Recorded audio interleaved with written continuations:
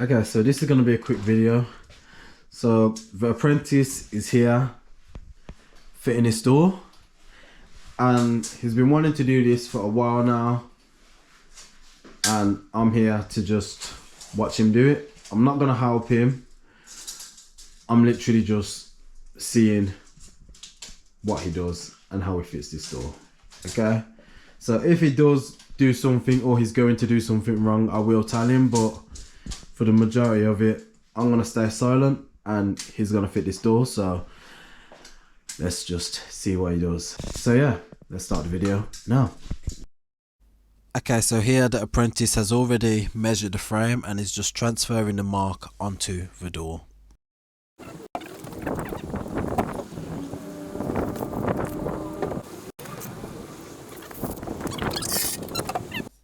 Once he's marked the door, he gets the tracks and the track saw and just cuts the door to his required measurement.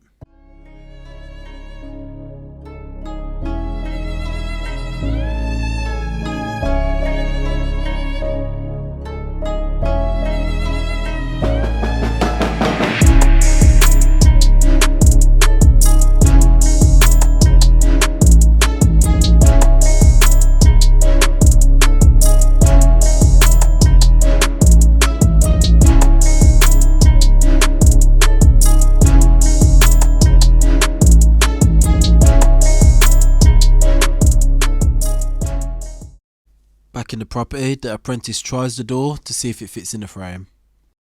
Oh, it's still way. Hold it, please.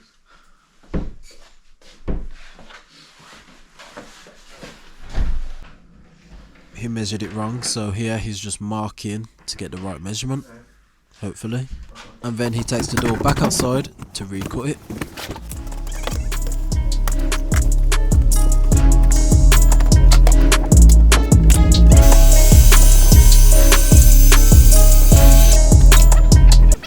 Here he's just using the sander to take off any burrs, and also because it's a bit sharp when you cut the door down. I normally use a block plane for this, but a sander can work too.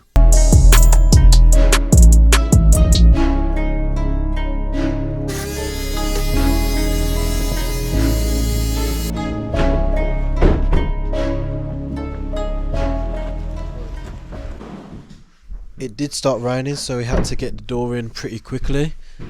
Once he was in the property, he tried the door again, and still it didn't fit. I also noticed he hadn't marked his top and hinge side, which is kind of important when doing a door. It's very important to mark the top and hinge side, that's all I'm going to say. To be honest, I don't know what mark he's making here. I really don't know.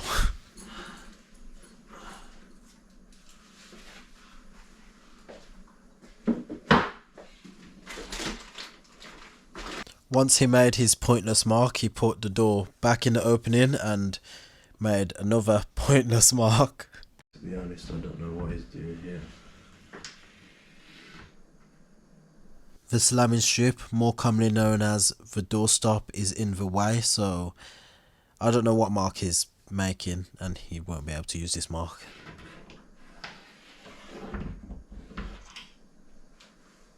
He's definitely got the wrong measurement. So how come you got that measurement? Yeah, I don't know how I got that picture. But, so what? You can't do anything with that measurement. So take off the slamming strip? No. What? I don't know what you're on about. Okay, do what you're doing still. Come on, I want to see what you're doing still. If it gets too bad, then I'll stop you, but... It was still raining outside, so we had to do the rest of the cutting inside, so the door doesn't get damaged. Okay. You got the tracks as well. Because he was doing the cutting inside, he had to set up the dust extractor, and he just used the tracks inside.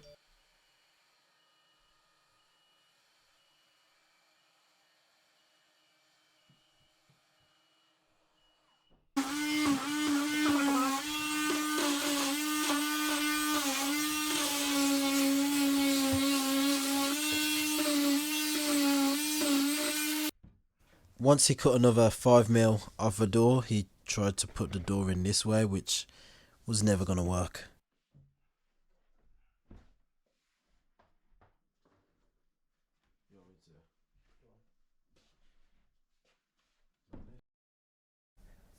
He then checked how much more he was off.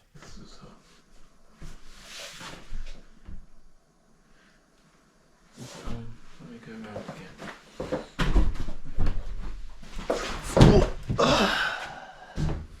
That was close. Wow.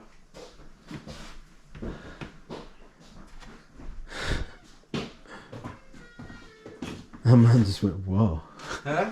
That man just went, whoa. That was freaking close. Bro. I know. Just left the door like, okay.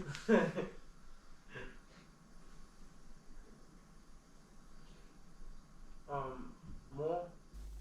Once he had checked the door, he decided to take off an extra 5mm to allow a 3mm clearance.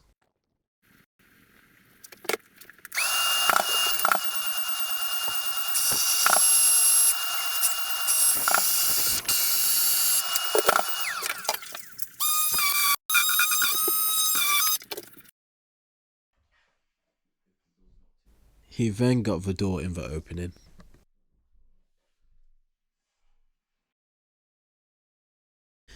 Obviously, he clearly didn't learn his lesson from when the door nearly dropped, because he turned his back to the door and walked away. Again.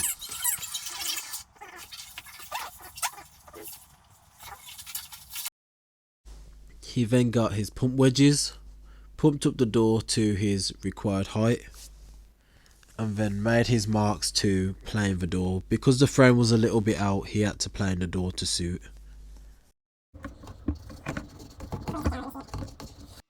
Here, he's just planing the door to his marks. When possible, we always try to plane on the hinge side and not on the lock side, because on the hinge side it is less likely to see it. Although this door is going to get painted, so it doesn't matter too much.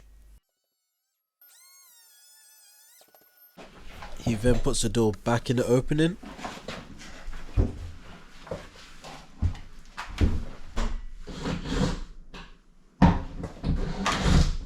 Yeah, where is touching the ground?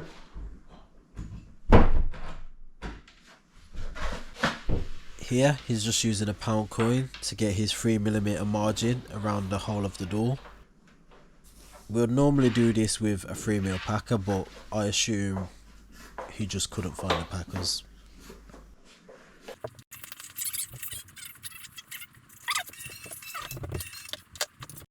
After he's got the door in the correct position and is happy with his 3mm margins, he then marks the hinges with a Stanley knife.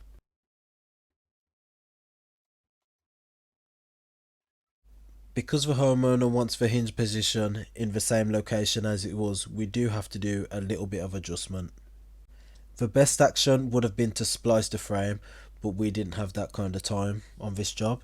Because the existing hinge pocket was deep, we had to leave it proud on the door. I was really impressed that he took his initiative and done this by himself, to be honest. Because if he was to chop it out on the door would have just been binding a lot. Because this is a heavier type of door, he did put a third hinge on. He put the third hinge in the centre of the two other hinges. Here is him setting up the router to do one hinge. It would have been a lot faster if he just done it with a hammer and chisel, because it took him really long to set up the router anyway.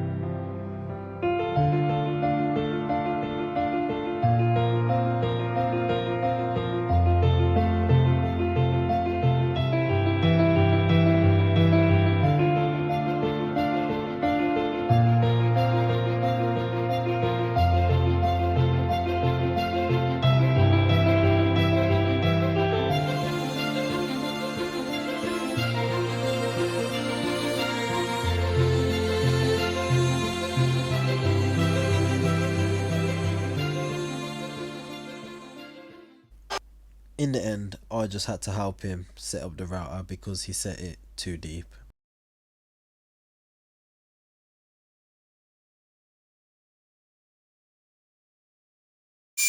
And then he routed out the third hinge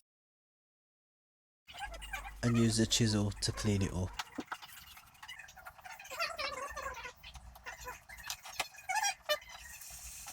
Go on then. Okay, so here's the hinge that Apprentice fitted.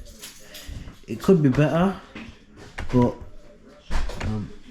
he's an apprentice, so we're still learning. And yeah, it's a decent job. Decent job.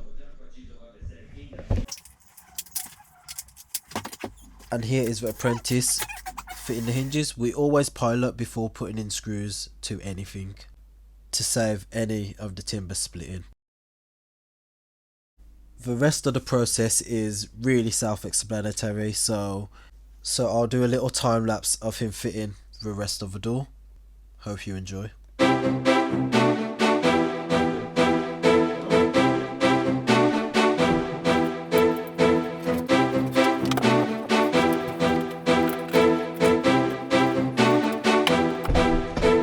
He didn't take into account that hinge needs to be doing something.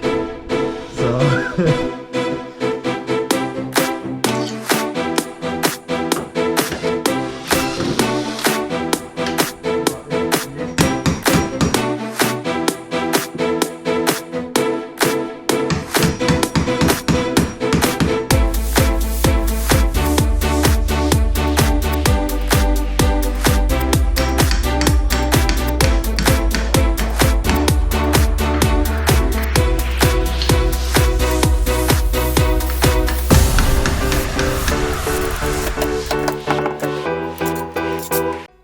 here he's just taking off the existing keep, which has been painted over a lot, so he's just using a flathead screwdriver to take it out.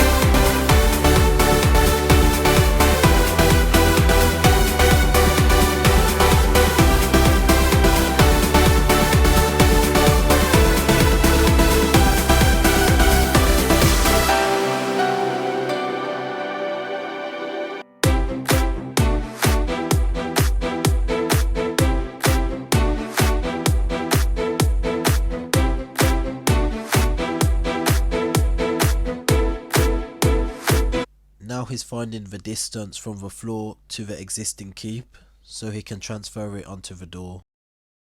He could have done this by simply shutting the door and transferring it that way, but he's an apprentice.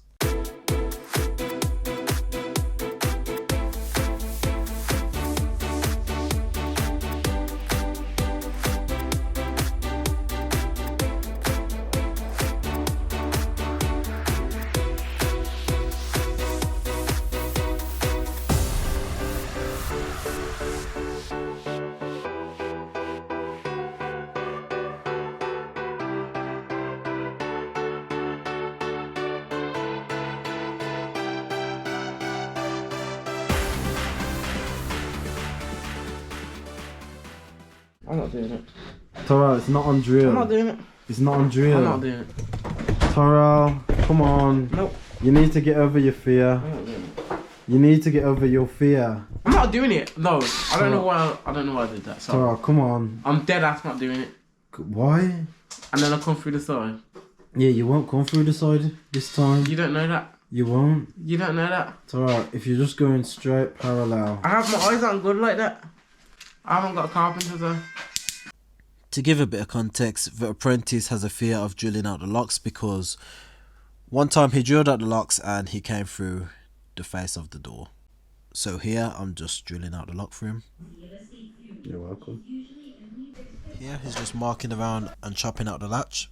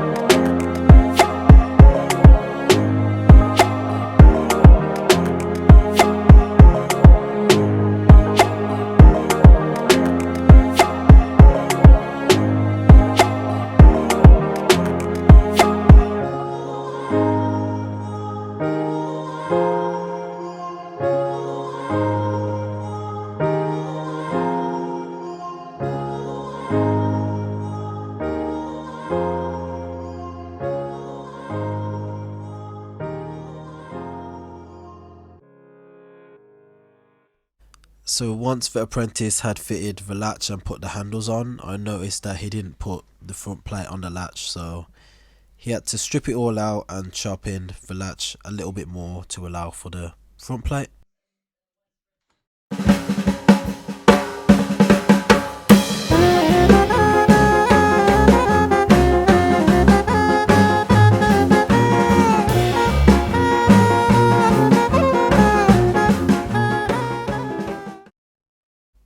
And here is the latch chopped out. I don't have to put the bar in, yeah.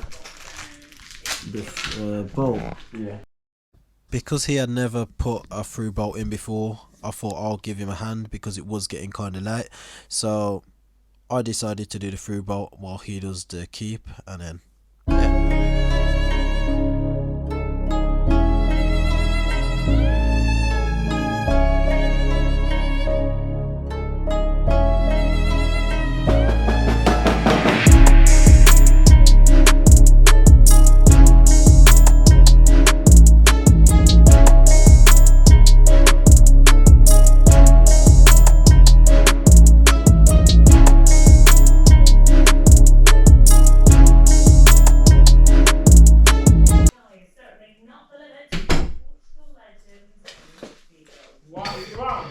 No, it looks alright. Looks like you got a 3mm gap all the way down. No, it looks fine for your first ever door. Took you about Shut up. 20 hours to do, basically. Look at that. What took me longer? This or the basketball thing? This? Do you know what I mean by the basketball? Yes, I do. Okay. Let me see the gap.